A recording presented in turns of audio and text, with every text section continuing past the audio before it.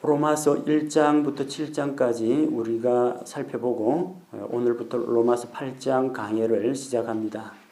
지나간 내용들 다 기억납니까? 로마서 1장에서 어떤 내용을 다루었습니까? 1장에서 사도 바울의 문안 인사와 자기가 로마에 방문해서 그들과 교제하며 영적인 선물, 복음의 진리를 나누고 싶다고 했고, 그 복음은 어떤 것이었습니까? 모든 사람에게 구원을 주시는 하나님의 능력이 된다고 했습니다. 그러면서 왜 복음이 필요한가? 세상에 있는 모든 사람들이 하나님을 알지 못하고 우상을 섬기고 또 하나님으로부터 멀어져 있기 때문에, 하나님께서는 자기를 계시해 주셨지만 사람들이 하나님 없이 살아가기 때문에 죄인이라고 했습니다. 그래서 세상에 있는 자연 상태의 사람들은 다 죄인이고, 로마서 2장에서는 도덕주의자, 나름대로 선하다고 생각하는 그런 도덕주의자들도 죄인이요, 또 종교인들, 유대교를 믿고 아브라함의 자손이고 할례를 받았고 율법을 받은 종교인들조차도 죄인이라고 했습니다. 그걸 종합적으로 3장에서 세상에 있는 모든 사람이 죄인이고, 모든 사람이 죄를 범하여 하나님의 영광에 이르지 못했지만 오직 그리스도 예수 안에 있는 구속을 통해서 하나님의 은혜로 값없이 의롭게 될 수 있는 길이 있다고 했습니다. 그리고 로마서 4장에서는 사람은 믿음으로 의롭게 된다. 그 대표적인 예로 율법 이전의 아브라함이나 율법이 오고 난 이후의 다윗이나 모두 하나님의 은혜로 값없이 의롭게 되었다고 했습니다. 우리는 아브라함의 믿음을 따르는 자들로서 아브라함처럼 믿음으로 말미암아 의롭게 된 자들입니다. 의롭게 되면 어떤 유익이 있느냐? 로마서 5장에서 의롭게 된 자, 칭의의 축복에 대해서 다루었죠. 그리고 그 로마서 5장 후반부에서 아담에게 속한 사람과 예수 그리스도에게 속한 사람, 두 부류가 있는데, 모든 사람은 태어나면서 아담에게 속한 자로 태어납니다. 그러나 예수님을 믿고 하나님의 자녀로 다시 태어날 때 그리스도께 속한 자가 되어서 생명과 의에 이르게 된다고 했습니다. 우리가 앞서 로마서 3장에서 죄인이라는 사실을 이야기했지만 그 죄의 문제가 어떻게 해결되는지 로마서 6장에서 그리스도의 침례, 그 죽음 안으로 침례를 받음으로 말미암아 예수 그리스도와 함께 죽고 또 그리스도와 함께 일으켜진 새로운 사람이 되었다고 했습니다. 그래서 그리스도와 함께 죽었기 때문에 죽은 자는 죄로부터 해방되었다. 그래서 우리 신분을 똑바로 알아야 한다고 했고, 또 그런 줄로 여겨야 하고 그 신분에 합당하게 자기 자신을 하나님께 드려야 한다. 그렇게 이야기했습니다. 그래서 우리가 이렇게 예수 그리스도의 구속으로 말미암아 새 사람이 되었지만 그럼에도 한 가지 문제가 있죠. 로마서 7장에서 율법으로부터 우리가 그리스도의 죽음에 연합함으로 말미암아 율법과는 헤어졌습니다. 그리스도와 연합했습니다. 우리는 새로운 사람이 되었습니다. 그러나 이 새 사람 안에도 우리의 옛 본성, 육신에 속한 옛 사람이 남아 있어서 끊임없이 내 마음으로는 하나님의 법을 따르려고 하는데 내 안에 있는 그 육신의 법, 그것이 나를 죄의 법 아래로 이끌어가는 것을 보고 사도 바울이 자기 자신이 비참한 사람이라고 한탄을 하게 되죠. 7장이 그래서 조금 암울하게 바울의 탄식으로 끝났습니다. 구원받은 사람들에게도 죄를 지을 가능성이 열려 있다는 것, 이것이 우리 안에서 새 성품과 옛 성품이 충돌하면서 나타나는 현상이라고 했습니다. 근데 드디어 오늘 로마서 8장에 들어오면서 정말 우리에게 기쁘고도 놀라운 소식, 승리의 확신을 주는 그런 말씀들이 우리 앞에 펼쳐집니다. 로마서 8장 전체가 그 구원의 확신과 또 하나님께서 우리에게 주신 놀라운 약속들로 가득 차 있습니다. 그걸 우리가 하나씩 짚어보도록 하겠습니다. 오늘 우리는 로마서 8장 1절에서 11절 말씀을 통해서 우리가 죄와 사망의 법에서 해방된 것을 다시 한번 생각해 보고자 합니다. 로마서 7장에서 바울의 고민이 무엇이었습니까? 23절에 내 지체들 안에서 다른 법이 내 생각의 법과 싸워 내 지체들 안에 있는 죄의 법에게로 나를 사로잡아 가는 것을 내가 보는도다. 죄의 법 아래로 사로잡아 간다고 했죠. 죄의 삭은 사망. 여기 죄와 사망의 몸에서, 이 사망의 몸에서 누가 나를 건져낼 수 있겠느냐? 오호라, 나는 비참한 사람이다. 그러나 이제 우리가 죄와 사망의 법에서 해방되었다는 사실을 로마서 8장이 보여주고 있습니다. 1절에 보니까 그러므로 이제 그리스도 예수님 안에 있는 자들에게는 정죄함이 없나니 그들은 육신을 따라 걷지 아니하고 성령을 따라 걷느니라. 한 구절 한 단어씩 살펴보도록 하겠습니다. 그러므로라는 것은 앞쪽에 어떤 이유가 되는 그런 원인이 나오고 그러므로 다음과 같은 결과가 찾아온다, 그런 뜻이죠. 그러므로가 말하는 것은 무엇이냐? 앞쪽에서 나오는 로마서 4장에서 7장까지의 내용입니다. 우리가 다 믿음으로 말미암아 의롭게 되었고 그리스도 안으로 침례를 받아 죄에 대하여 죽고 하나님을 향하여 의에 대하여는 우리가 산자가 되었다는 사실에 근거하고 있습니다. 너희가 그리스도와 함께 죽고 그분과 함께 다시 살아났기 때문에 그러므로 이제는 언제입니까? 바로 지금입니다. 우리가 지금 살고 있는 이 시간을 이야기합니다. 바울의 편지를 받아보는 그들이 바로 지금 이 순간, 내일이 되더라도 이제입니다. 지금 예수님을 믿고 난 이후에 우리 매일매일의 삶이 이제 우리는 다음과 같은 사람이라는 겁니다. 어떤 사람이에요? 그리스도 예수님 안에 있는 사람입니다. 우리는 과거 하나님 없는 사람이었고 언약 밖에 있던 사람이었고 이방인들이었습니다. 그런데 우리가 그리스도 예수님 안에 있게 되었습니다. 고린도전서 12장 13절 말씀처럼 우리가 성령 침례를 통해서 그리스도의 몸 안으로 들어왔다고 했습니다. 예수님은 교회의 머리가 되시고 우리는 그분의 몸인 예수 그리스도의 몸인 교회 안으로 들어왔습니다. 그래서 그리스도 예수님 안에 있는 자가 되었습니다. 그리스도께 속한 자요 그리스도의 지체의 일부가 되었다는 겁니다. 따라서 우리에게는 정죄함이 없습니다. 정죄라는 것은 너는 죄인이야, 죄값을 받아야 돼, 이게 정죄입니다. 왜 우리에게 정죄가 없느냐? 율법은 죄인들을 정죄합니다. 그런데 율법이 사람을 다룰 수 있는 한계는 언제까지냐? 사람이 살아있는 동안만 법이 관여합니다. 죽고 나면 죽은 사람을 꺼내가지고 재판을 하겠습니까? 곤장을 때리겠습니까? 감옥에 가두겠습니까? 죽고 나면 그냥 끝입니다. 율법은 살아있는 자, 법은 살아있는 자에게 영향을 미치지만 죽은 자에게는 어떻게 할 수가 없습니다. 우리는 그리스도와 함께 죽었습니다. 그래서 죽은 자는 죄로부터 벗어났다고 했습니다. 우리는 의롭지 않지만 예수님께서 우리를 대신하여 죄 없는 의로운 삶을 사셨고 또 우리를 대신하여 죄 없으신 분으로서 우리를 대속하여 십자가에서 대신 죽으셨습니다. 율법이 요구하는 것은 죄의 삭신 사망입니다. 그 형벌을 예수님께서 대신 받으셨다는 겁니다. 머리이신 예수님께서 우리 대신 그 죄의 삭슬, 죄값을 대신 치르셨기 때문에 그분의 몸에 속한 우리는 율법의 요구, 정죄를 당하지 않는다는 겁니다. 따라서 이제 우리는 육신을 따라 걷지 않고 성령님을 따라 걷는 자가 되었다는 겁니다. 중요합니다. 로마서 8장 전체에서 이야기하고 있는 그 중요한 원리 중에 하나는 우리가 그리스도께 속한 자요, 성령의 인도를 받는 자라는 겁니다. 두 가지 법이 있습니다. 죄와 사망의 법이 있고 생명의 성령의 법이 있습니다. 2절에 이는 그리스도 예수님 안에 있는 생명의 성령의 법이 죄와 사망의 법에서 나를 해방시켰다고 했습니다. 죄와 사망의 법은 무엇입니까?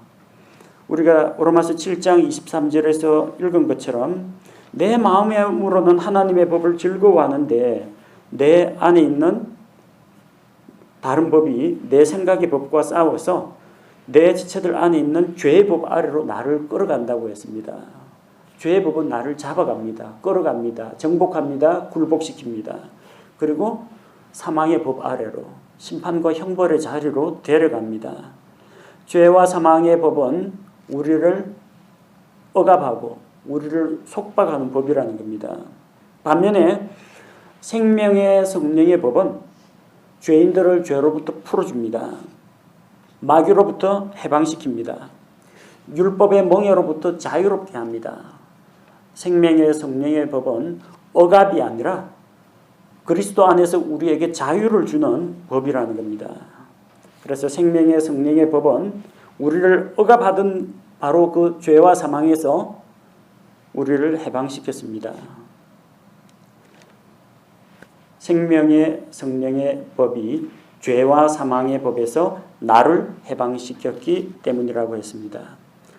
이전에 개역 성경으로 읽으신 분은 여기 조금 낯설게 느껴질 겁니다. 왜냐하면 개역 성경에서는 죄와 사망의 법에서 너를 해방하였음이니라 그렇게 되어 있습니다. 킹제임스 성경에서는 죄와 사망의 법에서 나를 해방시켰다라고 되어 있습니다. 뭐 너나 나나 우리 모두 해방시킨 거 맞지 않느냐? 근데 바울이 지금 이야기할 때 나라고 했을까 너라고 했을까 한번 잘 생각해 보시기 바랍니다. 바울이 지금 고민하고 있는 문제는 로마서 7장 24절입니다. 오 나는 비참한 사람이로다.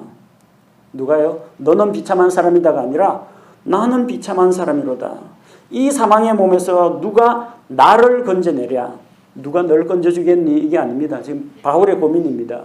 내 안에 있는 또 다른 법이 내 생각의 법과 사로잡아서 나를 죄의 법 아래로 끌어간다. 나는 비참한 사람이다. 누가 나를 건져주겠느냐. 지금 자기 이야기하고 있는 거예요. 답은 어떻게 해야 될까요? 누가 나를 건져내려 했는데 생명의 성령의 법이 나를 해방시켰다 하는 게 맞겠습니까? 너를 고민은 지금 내가 하고 있는데 죄와 사망의 법으로 나는 끌려가는구나. 넌 좋겠다. 너는 해방되었다. 이 이야기를 할 리는 없죠. 사도 바울은 지금 자기 이야기하고 있어요. 나는 비참한 사람이요. 나는 죄의 법 아래로 끌려가고 있고 또 이 사망의 몸에 얽매였는데 누가 나를 건져줄까요? 생명의 성령의 법이 나를 해방하였다. 그래서 로마서 7장과 연결되는 문맥을 보면은 너를 해방시켰다라는 이야기가 아니라 나를 해방시켰다라고 번역하는 것이 맞습니다. 실제 원문에도 나를 해방시켰기 때문이라고 되어 있습니다.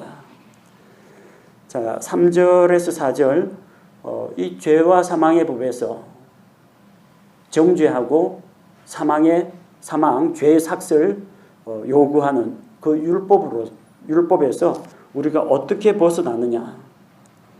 3절에 보니까 율법은 못한다고 했습니다. 율법이 육신으로 말미암아 연약하여 능히 하지 못하는 것을. 율법이 잘하는 게 있고 못하는 게 있어요. 잘하는 거는 바른 말 잘합니다. 하나님의 진리의 말씀이니까 이래야 한다, 저래야 된다, 그거 해야 된다, 하면 안 된다. 딱 부러지게 바른 말 잘합니다. 그리고 다른 사람들이 그 법대로 살지 못하면 비판을 잘합니다. 넌 안 돼, 넌 틀렸어, 잘못됐어, 넌 죄인이야. 정죄합니다. 그리고 심판을 합니다. 이런 건 잘해요. 근데 못하는 게 뭐냐? 죄의 문제를 해결해 주진 못합니다. 바르게 살아라 하는데 바르게 살아갈 힘을 주거나 그렇게 하진 못합니다. 바르게 살지 못했는데 그 사람이 바르게 살지 못한 죄값을 율법은 치러주지 못합니다. 율법은 그 사람을 정죄하고 죄값을 받아내는 입장이라는 겁니다. 율법은 죄를 깨닫게 하지만 죄의 문제를 해결해 주지를 못합니다. 율법이 나빠서 그런 게 아니고요. 율법으로부터 벗어나려면 율법의 요구를 다 지켜 행해야 되는데 연약한 우리가 그 율법의 모든 것들을 다 감당을 못해서 그렇습니다. 율법에게 문제가 있는 게 아니라 그 율법을 다 지키지 못하는 우리 사람에게 문제가 있기 때문입니다. 우리는 율법의 요구를 만족시킬 수가 없다는 겁니다. 근데 율법은 할 수 없는데 하나님께서는 하신다는 겁니다. 하나님께서는 어떻게 하시느냐? 율법이 할 수 없는 것을 하나님께서는 자신의 아들을 사람의 모습으로 이 세상에 보내셨습니다. 자기 아들을 죄 많은 육신의 모양으로 이 세상에 보내주셨습니다. 죄가 없으신 거룩하신 하나님의 아들께서 사람의 몸을 입고 이 세상에 사람의 몸으로 태어났습니다. 왜 사람의 몸으로 태어나셨느냐? 사람들의 죄를 담당하려면 사람이 그 값을 치러야 됩니다. 짐승의 피는 한계가 있습니다. 죄 하나당 짐승 한 마리씩. 또 다음날 또 죄 지으면은 전에 거는 이제 다 지나갔습니다. 죽었던 짐승이 다시 살아나지 않기 때문에 또 죄 지으면은 희생물 한 마리씩. 그것도 죄를 없애주지는 못하고 희생물의 피로 피와 같이 붉은 죄를 덮어주는 역할만 했다는 겁니다. 죄 문제를 해결하려면 짐승이 아니라 죄 없는 사람이 대신에 죽어야 됩니다. 근데 세상에는 죄 없는 사람이 없죠. 그래서 하나님께서 사람의 몸으로 오셨다는 겁니다. 또 사람의 몸으로 오셔야 했던 이유는 죄의 삭은 사망인데 삭을 치르려면 사망하려면 죽을 수 있는 유한한 육체를 가지고 있어야 합니다. 하나님은 영원 불변하시고 죽지 않으시는 분입니다. 영생하시는 분입니다. 하나님은 죽으실 수가 없습니다. 그래서 죽으려면 어떻게 해야 되느냐? 죽을 수 있는 사람이 되셔야 한다는 겁니다. 그래서 우리 죄를 대신 담당하기 위해서, 사람의 죄를 대신 담당하기 위해서, 또 사람을 대신하여 피 흘려서 죽기 위해서 사람의 몸으로 오셨다는 겁니다. 율법의 요구를 들어주기 위해서는 하나님께서 사람으로 오셔야만 했습니다. 오셔가지고 어떻게 됐습니까? 죄로 인하여 육신 안에서 죄를 정죄하셨다고 했습니다. 육신 안에서 죄를 정죄하셨습니다. 하나님께서 십자가에 달린 예수님, 사람의 몸으로 오신 그 예수님을 그 예수님은 죄가 없으신 분이죠. 그 예수님에게 온 세상의 죄를 다 예수님에게, 십자가에 달린 예수님에게 전가하시고 육체를 입고 사람들의 죄를 대신 담당하고 있는 그 예수님의 육신 안에서 죄를 심판하셨습니다. 예수님이 육신을 입고 가시관을 쓰시고 채찍에 맞으시고 모욕을 당하시고 손과 발 못에 찔리시고 옆구리를 창에 찔리시고 온몸에 있는 물과 피를 다 쏟으시고 우리를 대신하여 이 사망의 고통과 형벌을 친히 다 담당하셨다는 겁니다. 자, 이런 방식으로 하나님께서는 죄의 전가, 대신 속죄라는 방법을 통해서 율법이 하지 못하는 것, 율법의 요구를 만족시키셨다는 겁니다. 세상 어느 종교에도 이런 구원의 방법은 없습니다. 그냥 착하고 바르게 살아라 그렇게 이야기하는 종교들이 많습니다. 열심히 지나간 죄들을 참회하고 자기 육신을 괴롭게 하고 절제하고 경건하게 살라고 하는 종교는 많지만 이미 지은 모든 죄의 죄값을 대신 담당해 준다는 그런 종교는 세상에 없습니다. 오직 하나님께서 사람의 몸으로 오셔서 우리 죄의 문제를 친히 해결해 주셨습니다. 그래서 4절에 이것은 육신을 따라 걷지 아니하고 성령을 따라 걷는 우리 안에서 율법의 의가 성취되게 하려 하심이니라. 자, 육신을 따라 걷지 아니하고 성령을 따라 걷는 우리, 이거는 1절 후반부에 나온 말씀입니다. 어떤 사람이 이런 사람이냐? 그리스도 예수님 안에 있는 자들이 바로 육신을 따르지 않고 성령을 따라 걷는 사람들이라는 겁니다. 성령을 따라 걷는 우리에게는 율법의 의가 성취가 됩니다. 율법은 죄를 지적합니다. 정죄합니다. 죄에 대해서 대가를 요구합니다. 죄의 삭신 사망을 요구합니다. 그러나 성령을 따라 걷는 자, 어떤 자요? 성령을 따라 걷는 자는 예수 그리스도 안에 있는 자, 그리스도 예수 안에 있는 자입니다. 그리스도 예수 안에 있는 자는 어떻게 그렇게 됩니까? 그리스도와 함께 죽고 그리스도와 함께 다시 일으켜지면 됩니다. 예수님께서 십자가에서 죽으실 때 우리도 그분과 함께 죽고, 예수님께서 무덤에서 일으켜지실 때 우리도 함께 일으켜졌다. 내가 그리스도와 연합한 자가 되었다는 이야기입니다. 예수님께서 십자가에서 흘리신 바로 그 대속의 피로 우리 죄값을 대신 지불해 주심으로 말미암아 우리에게는 율법의 요구가 이루어졌습니다.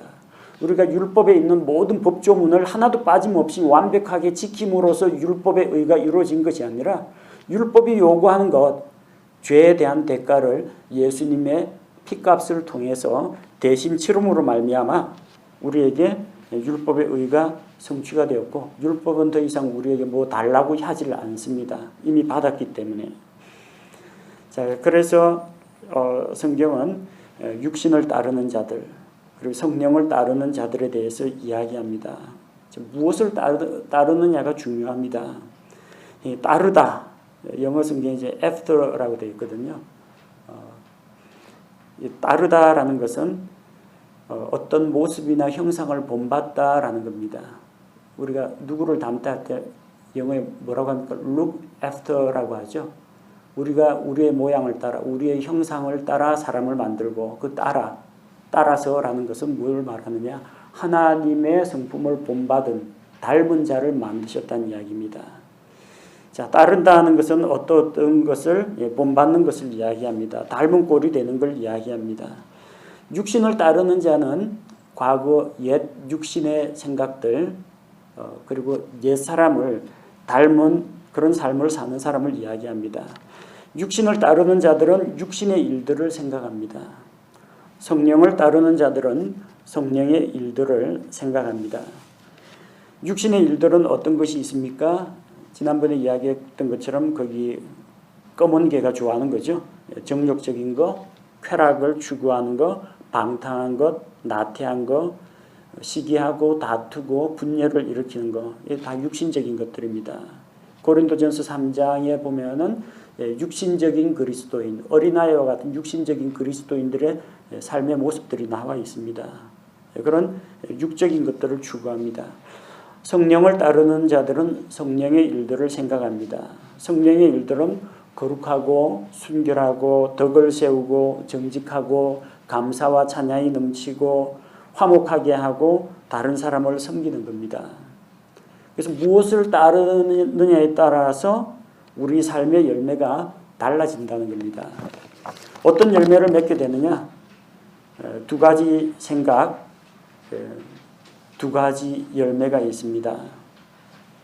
6절에 보니까 육신적으로 생각하는 것은 사망이요, 영적으로 생각하는 것은 생명과 평안이라고 했습니다.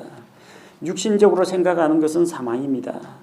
자, 근데 지금 이 로마서는 불신자를 대상으로 기록한 것이 아니라 로마 교회에 있는 성도들을 대상으로 기록하고 있습니다. 육신적으로 생각하는 것은 사망에 이르게 한다고 했습니다. 그러면 예수님 믿는 사람이 육신적인 생각을 하면 지옥 가느냐? 여기서는 그런 문제가 아닙니다. 여기서 말하는 것은 뭐 지옥, 꺼지지 않는 불호수, 둘째 사망, 그 이야기가 아니라 사망이라는 건 분리되는 걸 이야기합니다. 우리 몸에서 영과 혼이 분리되면 몸이 죽는 겁니다. 세상에 있는 사람들은 죽었다라고 하죠. 영적으로 죽어 있다고 하죠. 왜? 하나님을 떠나 있기 때문에, 하나님과 분리되어 있기 때문에 영적으로 죽은 겁니다. 꺼지지 않는 불호수에 들어가는 것을 둘째 사망이라고 했습니다. 그것도 사망이에요. 왜? 영원토록 하나님과 이별하는 것이기 때문에 사망입니다. 사망은 분리한다는 그런 의미가 있습니다. 육신적으로 생각하는 것은 사망이요. 왜 사망이냐? 육신적으로 생각하고 육적인 일을 행하면 하나님과의 교제 관계가 끊어집니다. 예수님을 믿는 사람이 하나님의 구원에서, 하나님께서 주신 생명에서 끊어지는 법은 없습니다. 그러나 죄를 지으면 그 죄가 하나님과 우리 사이를 갈라놓고 우리와 하나님 사이의 교제 관계를 방해합니다. 그것은 말하자면은 분리를 의미하는 겁니다. 바로 여기에서 사망은 그런 의미입니다. 영적으로 생각하는 것은 생명과 평안이라고 했습니다. 여러분의 생각은 여러분이 알아서 생각하시면 됩니다. 제가 여러분한테 이거 생각해 한다고 여러분 그거 좋은 것만 생각하시겠습니까? 아니면 마귀가 여러분에게 너 이 나쁜 거 생각해, 이상한 거 생각해, 방탕한 거 생각해 한다고 여러분 마귀 시키는 대로 하겠습니까? 저도 여러분 마음을 강제 컨트롤 못하고 마귀도 여러분의 마음을 리모컨으로 조정을 못합니다. 하나님께서 여러분 마음을 리모컨으로 조정할 것 같습니까? 하나님께서 성경 말씀을 통해서 여러분에게 일러줘도 안 듣는 사람들이 있는데 그 사람이 안 들으면은 마귀도 어쩔 수가 없고 그 사람이 자기 의지로 거부하면 하나님도 어쩌지를 못합니다. 여러분 생각은 누가 하는 거예요? 여러분 자신이 하는 겁니다. 그래서 여러분이 선택해야 돼요. 내가 육신을 따를까? 성령을 따를까? 다른 사람이 대신 결정 내려주지 않습니다. 하나님이 여러분의 인생을 대신 살아주는 것은 아닙니다. 여러분이 그렇게 살겠다고 하면 도와주시긴 합니다만 여러분을 강제로 몰아가지는 않습니다. 마귀도 마찬가지입니다. 여러분을 유혹할 뿐이지 여러분을 강제로 이끌어가지는 않습니다. 꿰매 빠져가지고 따라가는 사람들이 있지만 자, 그래서 잘 선택해야 됩니다. 육신을 선택할 것인가? 성령을 선택할 것인가?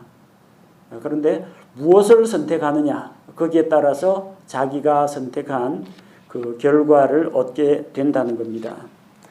7절에서 육신적인 생각은 만약에 우리가 육신적으로 생각하면은 어떻게 된다고요? 하나님의 법에 복종하지 않는다고 했습니다.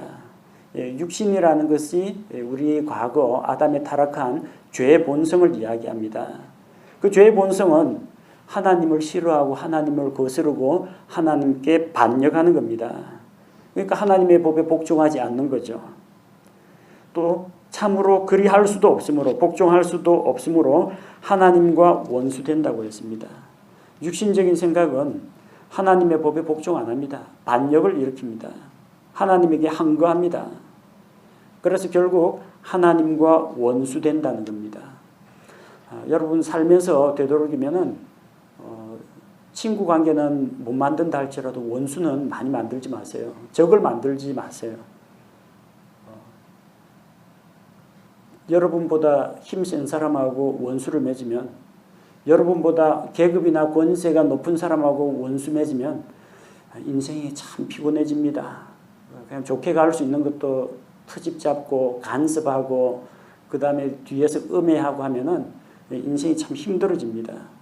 근데 여러분 직장 상사하고 조금 척을 졌다. 그거야 다른 직장 가거나 그 직장 상사가 이직을 하거나 병들거나 죽어버리면 그만인데 하나님하고 원수졌다고 생각하면요. 어때요? 등골이 서늘하죠? 하고 많은 대상 가운데 하필이면 하나님하고 원수졌다면 자, 이거 여러분 피곤한 정도가 아닙니다. 얼마나 무서운 일입니까? 살아계신 하나님의 손에 떨어지는 것이 얼마나 두려운지 한번 생각해 봐야 됩니다. 하나님과 내가 원수진 일 없는데 난 하나님 사랑하는데 근데 무엇이 그걸 증명합니까? 여러분이 육신적으로 생각하고 육신적으로 살아가느냐 성령을 따라서 영적인 것을 추구하느냐 그게 하나님하고 원수되느냐 안 되느냐를 결정한다는 겁니다. 육신적인 삶의 결과가 무엇입니까? 8절에 보니까 그런즉 이와 같이 육신 안에 있는 자들은 하나님을 기쁘게 할 수 없다고 했습니다. 육신 안에 있는 자들, 육신에 속한 자들은 하나님을 기쁘게 할 수 없습니다. 불신자들은 다 하나님을 대적하는 자들이요. 하나님을 거부하는 자들, 반역하는 자들로서 결코 하나님에게 기쁨이 되지 못합니다. 예수님 믿고 구원받은 자들 중에도 육신에 속한 자들이 있습니다. 고린도전서 3장 1절을 보십시오. 형제들아, 이 구원받은 형제들이에요. 사도 바울이 아무나 불신자 보고 오 형제여 그러지 않습니다. 고린도에 있는 구원받은 성도들을 향하여서 형제들아 하고 부릅니다. 내가 영에 속한 자에게 말하는 것 같이 너희에게 할 수 없어서 육신에 속한 자, 곧 그리스도 안에 있는 갓난 아이들에게 말하는 것 같이 하였노라. 그러니까 고린도전서 3장 1절 이하에 나오는 이야기를 듣는 사람은 누구냐면은 구원받은 고린도 교회 성도요, 예수 그리스도 안에서 사도 바울과 형제가 되는 사람들입니다. 구원받은 성도입니다. 그런데 그들이 어떤 자라고요? 영적인 사람처럼 너희를 대할 수가 없고 너희를 어떤 사람처럼 대하고 이야기해야 되느냐? 육신에 속한 자처럼 대한다고 했습니다. 곧 그리스도 안에 있는 갓난아이들입니다. 그 육신에 속한 자가 세상에 있는 불신자가 아니고요, 그리스도 안에 있는 자입니다. 자, 그럼 이 사람 구원 받아요, 못 받아요? 그리스도 안에 있는 자. 그리스도 안에 있는 장성한 믿음 좋은 사람이 아니라 그리스도 안에 있는 영적인 갓난아이. 구원 받습니까? 못 받습니까? 예수 간 믿어도 구원받고, 예수 믿고 10년 지나도 구원받고, 예수 믿고 죽을 때까지 신앙생활하다가 죽어도 역시 구원받습니다. 예수 그리스도 안에 있으면 구원받습니다. 예수님 믿고 몇 년 동안 충성 봉사해야 구원받는다, 그게 아니고 그리스도 예수 안에 들어오는 바로 그 순간에 구원받습니다. 그러니까 그리스도 안에 있는 자입니다. 갓난아이, 그리스도 안에 있는 갓난아이입니다. 육신에 속한 자인데 그리스도 안에 있다고 했어요. 구원받는 데는 지장이 없어요. 그리스도 안에 있는 형제입니다. 육신에 속한 자가 있다고 했어요. 구체적으로 그 나옵니다. 뭐 우상을 숭배하거나 뭐 탐심을 품거나 아니면은 그 음행을 일삼는 자라든지 세상을 사랑하는 그런 모습들이 고린도전서 3장에 기록되어 있습니다. 그런 자도 구원은 받습니다. 다만 뭐가 문제가 있어요? 하나님의 왕국을 상속 유산으로 받지는 못합니다. 들어가긴 합니다. 들어가긴 하는데 상속은 못 받습니다. 쉽게 말하면은 미국에 들어오시고 입국 허가는 났는데 그 안에서 빈털터리로 아무런 재산이나 권리나 이런 것들을 누릴 것을 얻지 못한다는 이야기입니다. 예수님을 믿고 구원받은 자들도 육신에 속한 자들이 있다는 겁니다. 만약 우리는 그리스도 안에서 생명의 성령의 법으로 말미암아 죄와 사망의 법에서 해방이 되었는데, 만약에 우리가 성령을 따라 살지 않고 육신적인 것을 계속 추구하면서 산다면은 그건 결국 하나님과의 교제가 단절되고 하나님의 왕국에서 아무런 보상을 얻지 못하게 되고 우리의 삶이 하나님을 기쁘시게 할 수 없는 그런 삶이 된다는 이야기입니다. 자, 그러나 우리 안에서 도와주시는 성령님께서 계십니다. 우리의 현실이 연약하고 또 갓난아이처럼 아직까지는 성숙하지 못했다 할지라도 위안이 되는 것은 무엇이냐? 우리에게 생명이 있다는 것이고 우리 안에서 성령님께서 일하신다는 겁니다. 9절에서 11절 말씀을 보면은 9절에 보니까 그러나 너희 안에 하나님의 영께서 거하시면 너희가 육신 안에 있지 아니하고 성령 안에 있나니 이제 어떤 사람에게 그리스도의 영이 없으면 그는 그분의 사람이 아니라고 했습니다. 자, 하나님의 영, 그리스도의 영, 성령 같은 말입니다. 성령께서 우리 안에 거하신다고 했습니다. 성령님께서 우리 안에 들어와서 내주하고 계십니다. 우리 안에 하나님의 영이 거하시면 우리는 육신 안에 있지 않고 성령 안에 있는 자들이라는 겁니다. 여기 신분을 이야기합니다. 육신 안에 있지 아니하고 성령 안에 있는 자, 그리스도께 속한 자라는 겁니다. 물론 구원받고 성령 안에 있는 자도 육신적인 생각을 할 수가 있고 육신적인 행동을 할 때가 있습니다. 그건 신분이 아니라 우리의 나타난 삶의 모습, 상태를 이야기합니다. 신분은 구원받은 성도, 하늘나라 시민, 그리고 그리스도께 속한 자, 성령에게 속한 자입니다. 그러나 우리의 이 연약한 옛사람을 가지고 있는 우리의 이 컨디션은 그 신분을 다 따라갈 때도 있고 다 따라가지 못할 때도 있다는 것을 우리가 생각해야 됩니다. 하지만 그런 이 옛사람, 새사람, 지난번에 이야기했던 거 흰개와 검은개가 싸우는 그 우리 안에 누가 들어와 계시냐? 성령께서 들어와 계시다는 겁니다. 요한복음 14장 16절 내가 아버지께 구할 터인즉 그분께서 다른 위로자를 너희에게 주사 그분께서 영원토록 너희와 함께 거하게 하시리니, 영원토록, 이거 중요합니다.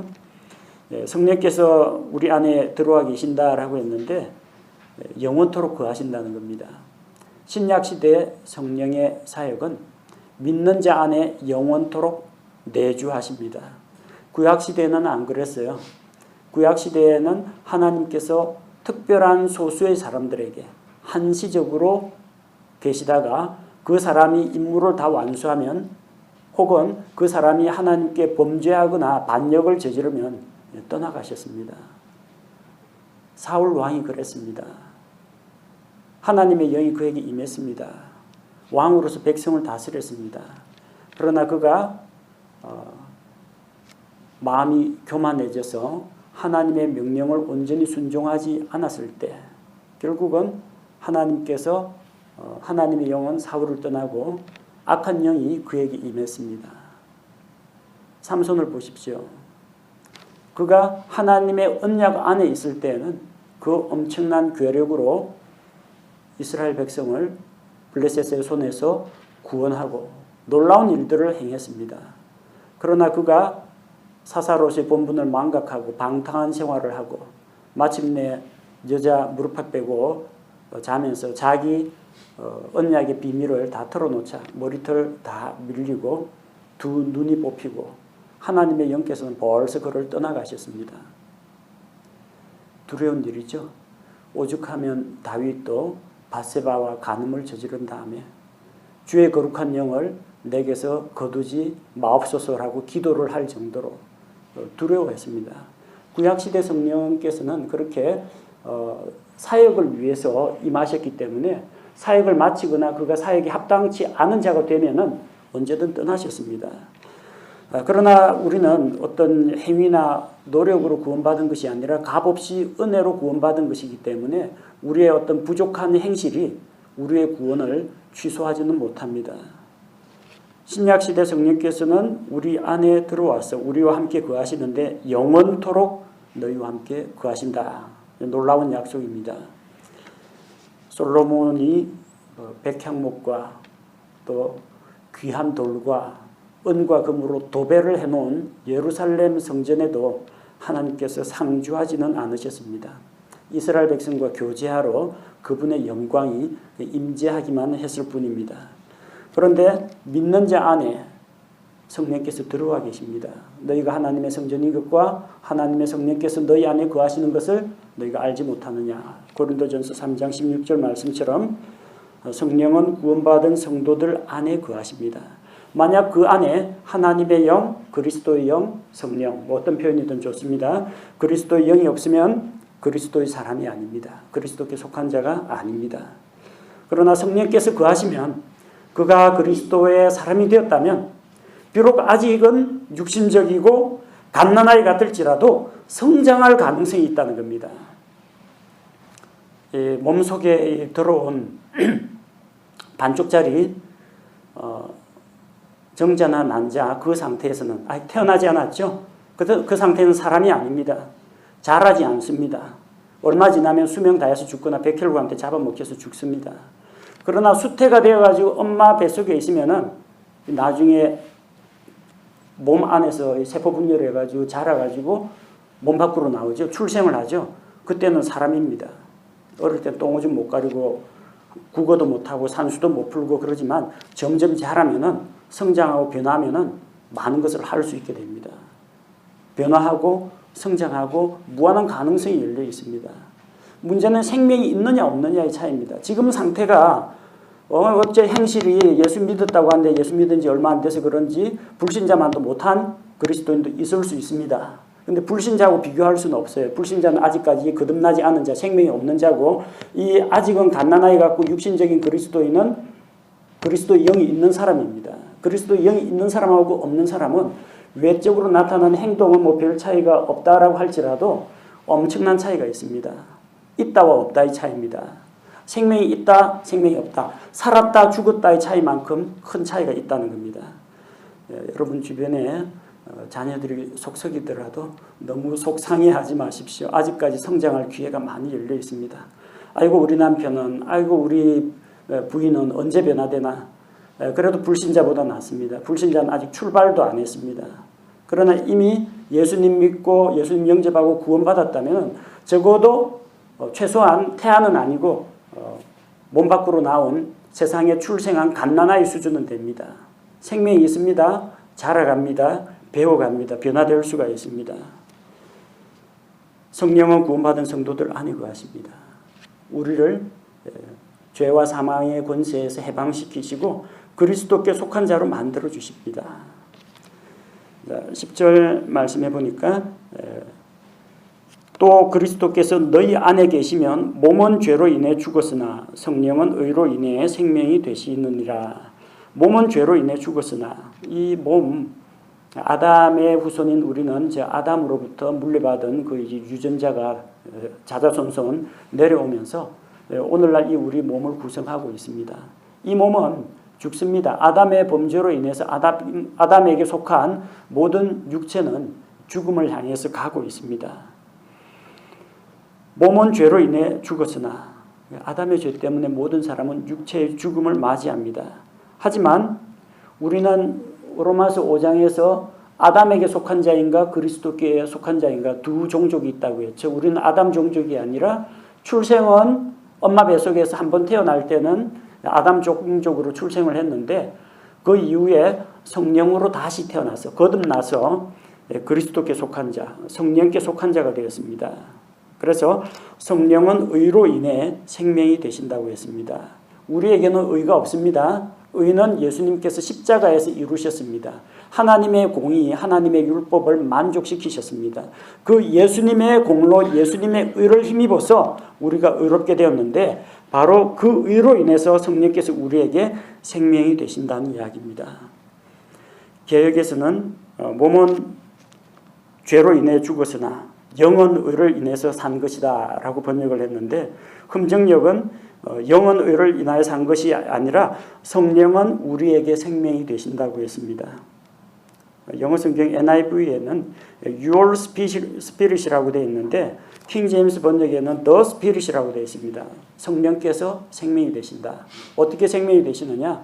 성령께서 아무에게나 막 생명을 주시는 게 아니라 의로 인하여 예수 그리스도께서 십자가에서 이루신 그 의를 믿음으로 받아들이는 자에게 생명을 주신다는 겁니다. 지금 이 육신은 그 아담에게 속한 이 몸은 늙어 죽든지 병들어 죽든지 사고 만나 죽든지 어쨌든 죽고 썩어 없어집니다. 그러나 하나님의 영께서 성령께서는 우리에게 생명을 주신다는 겁니다. 11절에 그러나 만일 예수님을 죽은 자들로부터 일으키신 분의 영께서 너희 안에 거하시면, 자, 예수님을 죽은 자들로부터 일으키신 분 누굽니까? 아버지 하나님이죠. 그러니까 하나님의 영께서, 바꿔 말하면 성령께서 너희 안에 거하시면, 하나님의 영, 그리스도의 영, 성령, 어쨌든 그 영께서 너희 안에 거하시면, 아까 이야기했죠. 너희는 하나님의 성전이라, 성령께서 내주하시는, 우리 안에 내주하신다고 했죠. 우리 안에 성령께서 내주하시면 그리스도의 사람이면 그리스도를 죽은 자들로부터 일으키신 분께서 누구예요? 아버지 하나님. 아버지 하나님께서 그리스도를 죽은 자들로부터 일으키셨습니다. 그 하나님께서 너희 안에 거하시는 자신의 영, 너희 안에 거하시는 자신 하나님의 영, 너희 안에 계시는 성령님을 통해 너희의 죽을 몸도 살리시리라. 이게 뭐 다 죽어가는, 병실에서 다 죽어가는 그 몸을 살려주신다는 이야기가 아니고요. 무엇을 이야기하느냐면 우리 몸의 완전한 구속을 이야기합니다. 우리는 요한복음 3장 5절에서 우리가 살펴본 것처럼 성령님을 통해서 다시 태어났습니다. 육에서 난 것은 육이요 성령에게서 난 것은 영이니, 우리의 영은 성령님을 통해서 다시 태어났습니다. 영은 다시 태어났고, 베드로전서 1장 9절 믿음의 결말 곧 혼의 구원을 받았다고 했습니다. 죄지은 혼은 지옥 가서 어쨌든 낙원에 가든지 지옥에 가든지 들어가는 건 혼입니다. 육체는 그냥 땅에 묻히거나 그냥 화장대에서 재가 되면 그만이고 영은 생명을 주신 하나님께 돌아간다고 했고 우리 인격의 중심이 되는 혼이 낙원 가거나 혼이 지옥 가는 겁니다.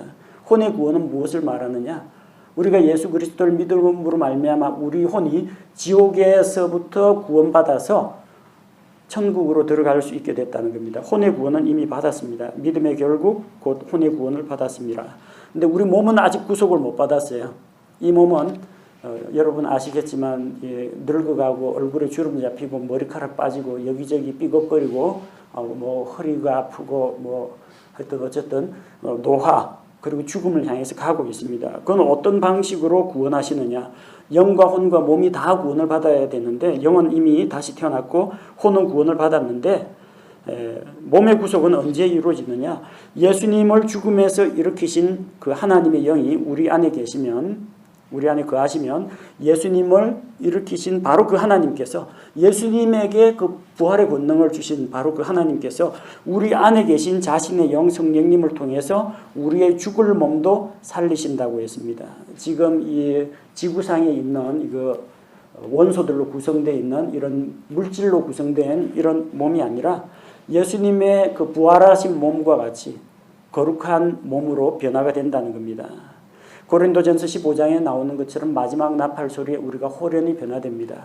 그리스도 안에서 죽은 자들은 영광스러운 부활의 몸으로 일으켜질 것이요. 예수님 오실 때까지 우리가 살아있다가 예수님을 만나게 된다면 우리는 죽음을 맛보지 않고 예수님과 같은 거룩한 그런 몸으로 썩지 않고 죽지 않고 늙지 않고 병들지 않는 그런 완전한 몸으로 변화가 된다는 겁니다. 바로 그때 예수님께서 자기의 신부 신약교회 성도들을 다시 데리러 오는 바로 그날에 우리의 몸의 구속도 이루어질 거라는 겁니다. 이거는 미래에 일어날 일이지만 확실한 사실입니다. 왜? 성령께서 우리 안에 거하시면 했죠. 그런데 우리가 예수님을 믿을 때 성령께서 우리 안에 들어오시고 요한복음 14장 16절 보면 영원토록 떠나지 않고 거하신다고 했습니다. 한 번 들어온 성령께서 영원토록 떠나지 않기 때문에 우리의 구원이 영원토록 안전하게 보장된다는 이야기입니다. 내가 이 죄의 유혹을 받아가지고 이 내 안에 있는 다른 법이 나를 죄의 법 아래로 사로잡아 갈지라도 또 내가 마음으로는 하나님의 법을 섬기려고 하는데 이 죄의 유혹을 받고 육신의 연약함으로 인해서 옛 사람을 따라서 하나님이 미워하는 것, 내가 싫어하는 그 죄를 행할지라도 내 안에 있는 성령님께서는 영원토록 너희와 함께, 영원토록 나와 함께 거하시기 때문에 내 구원이 취소가 되지 않는다는 이야기입니다. 그런 죄가 있다고 할지라도 우리 안에서 옛사람과 새사람이 갈등을 일으키고 또 때로는 내가 넘어지고 지고 영적인 슬럼프에 빠지는 그런 일이 있다 할지라도 영원토록 우리 안에 거하시는 성령께서 계시기 때문에 내가 영원토록 그리스도의 사람이요. 또 마지막 날에는 그 성령께서 하나님의 영이 우리 안에 거하시면 우리 죽을 몸도 살리시리라. 부활과 변화된 몸으로 다시 일으키신다는 걸 믿기 때문에 우리의 구원은 안전하고 확실하다는 겁니다. 그러니까 오라 나는 비참한 사람이라 내가 왜 오늘 또 죄를 지었을까? 내가 왜 오늘 또 죄의 법 아래 사로잡혀가고 또 이 하나님이 싫어하시는 죄를 지어가지고 이 하나님하고 교제 관계가 단절되고 그걸로 절망할 필요가 없다는 겁니다. 예수 그리스도께서 우리의 죄값을 이미 모두 다 지불하셨고 우리 안에 성령께서 계시기 때문에 다음 시간에 또 나옵니다. 우리가 성령을 따라 살게 되고 성령의 인도를 받아서 사는 그런 삶이 기다리고 있기 때문에 우리에게는 소망이 있다는 겁니다. 우리가 잘나서가 아니고요. 우리 안에 예수님께서 약속하신 도와주시는 이 위로자 성령께서 우리 안에 거하시기 때문에 그 성령께서 죄와 사망의 법에서 우리를 해방시키시고 생명의 성령의 법 아래로 데려오시고 우리 안에 내주하시고 우리를 인도하시기 때문에 우리는 기쁨과 확신 가운데에서 살아갈 수 있습니다. 이제 로마서 8장을 통해서 승리의 기쁨과 구원의 확신에 대해서 차근차근 더 배워나가기를 원합니다.